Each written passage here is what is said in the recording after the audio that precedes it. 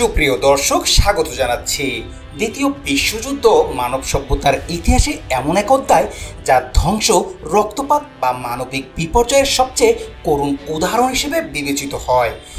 1939 সালের সেপ্টেম্বর মাসে জার্মানির ন্যাৎসি শাসক অ্যাডলফ হিটলারের নেতৃত্বে পোল্যান্ড আক্রমণের মধ্য দিয়ে এই যুদ্ধের সূচনা হয়।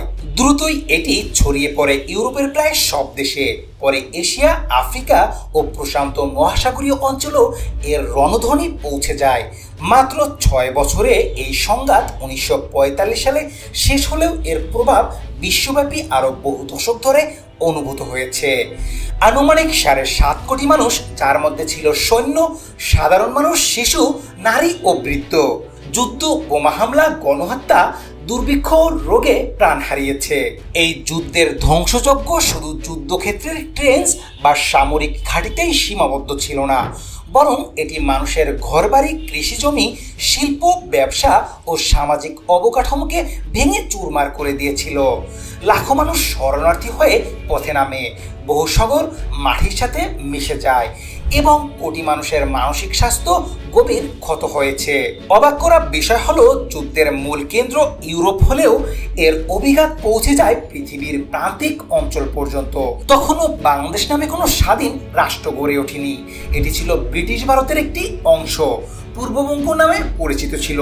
তবু এই ভূখণ্ডেও যুদ্ধের প্রত্যক্ষ ও পরোক্ষ প্রভাবের শিকার হয়েছিল, যেখানে মানুষ হারিয়েছে জীবন, সম্পদ ও জীবনের নিরাপত্তা।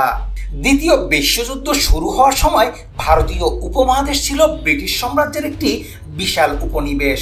সেই সময় উপমহাদেশের প্রায় 400 মিলিয়ন মানুষ ব্রিটিশ শাসনের অধীনে বাস করছিল এবং রাজনৈতিক স্বাধীনতার আন্দোলন চললেও তা ছিল উপনিবেশিক প্রশাসনের কঠোর নিয়ন্ত্রণে। যুদ্ধ শুরুর মাত্র কয়েকদিনের মধ্যেই ব্রিটিশ সরকার উপমহাদেশের মানুষের উপর যুদ্ধের বোঝা চাপিয়ে দেয়। জনগণের মতামত বা সম্মতি নেওয়ার কোনো প্রতিক্রিয়া ছিল না, যেন এই যুদ্ধ উপনিবেশের মানুষের যুদ্ধও বটে, যদিও তারা জানতই না যুদ্ধ কিসের জন্য এবং কেন তাদের প্রাণ ও সম্পদ উৎসর্গ করতে হবে। কারণ সেই সময় কোনো ইন্টারনেট ব্যবস্থা ছিল না, মানুষের যোগাযোগের কোনো সহজ ব্যবস্থা ছিল না। ব্রিটিশ সামরিক কর্তৃপক্ষ উপমহাদেশকে যুদ্ধের জন্য মানব সম্পদ ভান্ডার হিসেবে ব্যবহার শুরু করে। কৃষক, মজুর, দোকানদার, ছাত্র সবাইকে নিয়োগের জন্য টার্গেট করা হয়। গ্রামে গ্রামে ব্রিটিশ অফিসাররা এসে সেনায় যোগ দেয় অভিযানে নামে। অনেক ক্ষেত্রে স্থানীয় জমিদার ও মহাজনদের মাধ্যমে জোরপূর্বক তরুণদের তালিকাভুক্ত করা হতো। যুদ্ধকালীন চাকরি, বেতন পাওয়ার প্রলোভন দেখিয়ে যুবকদের সেনাবাহিনীতে পাঠানো হয়। আবার অনেক সময় পারিবারিক চাপে বা প্রশাসনিক আদেশে তারা যোগ দিতে বাধ্য হতো। এই প্রক্রিয়ায় পূর্ববঙ্গ বাদ পড়েনি। ব্রিটিশরা বুঝতে পেরেছিল পূর্ববঙ্গের জনসংখ্যা বেশি, তাই এখানে সৈন্য সংগ্রহের সম্ভাবনা রয়েছে।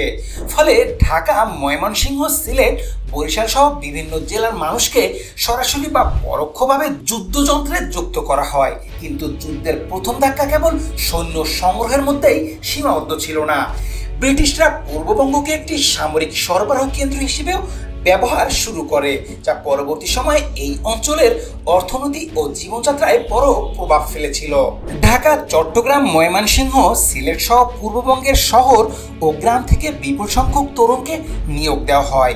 কেউ কেউ জীবিকার তাগিদে যোগ দেন, আবার কেউ বাধ্য হয়েছিলেন ব্রিটিশদের প্রশাসনিক চাপের কারণে। এসব সৈন্য ইউরোপ, আফ্রিকা, মধ্যপ্রাচ্য থেকে শুরু করে দক্ষিণ পূর্ব এশিয়ার বিভিন্ন ফ্রন্টে, তাদের মধ্যে অনেকেই ফিরে আসতে পারেননি।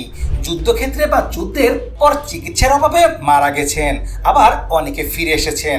তারা বয়ে এনেছেন যুদ্ধের শারীরিক ও মানসিক ক্ষত। 1942 সালে জাপান বার্মা, বর্তমান মিয়ানমার দখল করে ফেলে এবং বাংলাদেশের সীমান্ত ঘেঁষে অগ্রসর হতে থাকে। এই পরিস্থিতিতে ব্রিটিশ সেনারা পূর্ববঙ্গের দক্ষিণ পূর্বাঞ্চলে দ্রুত সামরিক ঘাঁটি গড়ে তোলে। চট্টগ্রাম, কক্সবাজার, রামু ও টেকনাফে সেনা মোতায়েন হয়। তৈরি হয় বাংকার, প্রতিরক্ষা অবকাঠামো। রেল লাইন ও সড়কপথ ব্যবহার করে যুদ্ধ সরঞ্জাম, সৈন্য পরিবহন চলতে থাকে। চট্টগ্রাম বন্দর তখন ব্রিটিশ সামরিক লজিস্টিকের একটি প্রধান কেন্দ্র হয়ে ওঠে। চট্টগ্রাম বন্দরের কৌশলগত গুরুত্ব বুঝতে পারে জাপানি বিমান বাহিনী এটিকে লক্ষ্যবস্তু বানায়। তারা কয়েক দফা বোমা হামলা চালালেও বড় ধ্বংসের সাধন করতে পারেনি। তবে এই হামলা মানুষের মনে প্রবল ভীতি সৃষ্টি করে। শহরে শুরু হয় ব্ল্যাকআউট, সাইরেন বাজানো, বাংকার খোঁড়া ও নিরাপদ স্থানে সরিয়ে নেওয়ার মতো কার্যক্রম। চট্টগ্রামের বাসিন্দারা সেই সময় রাতের আধারে অন্ধকার শহরে দিন কাটিয়েছে শুধুমাত্র শত্রুর বিমানের হামলা এড়ানোর জন্য। কুমিল্লা ছিল বার্মা ফ্রন্টের কাছাকাছি, যা একটি গুরুত্বপূর্ণ সামরিক কেন্দ্র। এখানে ব্রিটিশরা একটি বড় সামরিক হাসপাতাল স্থাপন করে, যেখানে যুদ্ধক্ষেত্রে আহত সৈন্যদের আনা হতো। অনেকে চিকিৎসা পেয়ে বেঁচে গেলেও অনেকেই মৃত্যুর মুখে ঢিলে পড়েন। এদেরই কবর দেওয়া হয় কুমিল্লার ময়নামতি ওয়ার সিমেন্ট্রিতে। বর্তমানে এই কবরস্থানে 736 জন সৈনিকের কবর রয়েছে, যাদের অধিকাংশ বার্মা ফ্রন্টের যুদ্ধের সময় আহত হয়ে এখানে মারা যান। এটি আজও দ্বিতীয় বিশ্বযুদ্ধে এই ভূখণ্ডের সম্পৃক্ততার নিদর্শন বহন করে। দ্বিতীয় বিশ্বযুদ্ধের সবচেয়ে ভয়াবহ প্রভাব ছিল 1943 সালের বাংলার দুর্ভিক্ষ, যা ইতিহাসে 50-এর মন্বন্তর নামে পরিচিত। অনুমান করা হয় 30 থেকে 40 লক্ষ মানুষ এই দুর্ভিক্ষে মারা যায়। এটি শুধু প্রাকৃতিক কারণে নয়, বরং যুদ্ধকালীন ব্রিটিশ নীতি যেমন ডেনাইল পলিসি এর ফলেও ঘটে। জাপানি বাহিনী যেন খাবার ও সম্পদ ব্যবহার করতে না পারে, সেজন্য উপকূলীয় অঞ্চলের নৌযান, ধান, গুদাম ধ্বংস করে দেওয়া হয়। এর সঙ্গে চাল রপ্তানি, কালোবাজার ও খাদ্য সরবরাহের চরম গাফলতি যুক্ত হয়ে পরিস্থিতিকে ভয়াবহ করে তোলা হয়। বাংলার সাধারণ মানুষ সরাসরি বন্দুক হাতে যুদ্ধ করেনি, কিন্তু যুদ্ধের ভয়াবহতা তাদের জীবনকে তছনছ করে দেয়। কেউ সন্তান হারিয়েছে যুদ্ধক্ষেত্রে, কেউ প্রিয়জন হারিয়েছে দুর্ভিক্ষে। শহর ও গ্রামে ছড়িয়ে পড়েছে অনিশ্চয়তা ও আতঙ্ক। কৃষক তাদের ফসল হারিয়েছে, জেলে নৌকা হারিয়েছে, শ্রমিক চাকরি হারিয়েছে, সবই যুদ্ধের নামে। তাই এই অর্থে বাংলার মানুষ যুদ্ধক্ষেত্রে না গিয়েও যুদ্ধের সবচেয়ে বড় মূল্য চুকিয়েছে। যুদ্ধের ধাক্কা ও দুর্ভিক্ষের ট্র্যাজেডির ব্রিটিশ শাসনের প্রতি মানুষের আস্থা ভেঙে দেয়। উপনিবেশিক প্রশাসনের ব্যর্থতা স্বাধীনতার দাবিকে তীব্র করে তোলে। মুসলিম লীগের জনপ্রিয়তা পূর্ববঙ্গে দ্রুত বাড়তে থাকে, যা পরবর্তীতে পাকিস্তান রাষ্ট্র গঠনের পথ প্রশস্ত করে। এই পাকিস্তানের পূর্বাংশই ছিল আজকের বাংলাদেশ। অর্থাৎ দ্বিতীয় বিশ্বযুদ্ধ শুধু ধ্বংস নয়, রাজনৈতিক পরিবর্তনেরও একটি বড় অনুঘটক ছিল। যদিও বাংলাদেশের মাটিতে পূর্ণাঙ্গ যুদ্ধ হয়নি, তবুও এই ভূখণ্ডের ইতিহাসে দ্বিতীয় বিশ্বযুদ্ধে একটি রক্তাক্ত অধ্যায়। প্রাণ দিয়েছে সৈন্যরা, দুর্ভিক্ষে নিঃশেষ হয়েছে পরিবার, এবং মানুষের জীবনে এসেছে যুদ্ধভীতি এবং অস্থিরতা। ময়নামতি ওয়ার সিমেন্ট্রি, চট্টগ্রামের ব্ল্যাকআউটের গল্প, 50-এর মনন্তরের কান্না সবই প্রমাণ করে যুদ্ধ কেবল সামরিক নয়, মানবিক বিপর্যয়ও বয়ে আনে।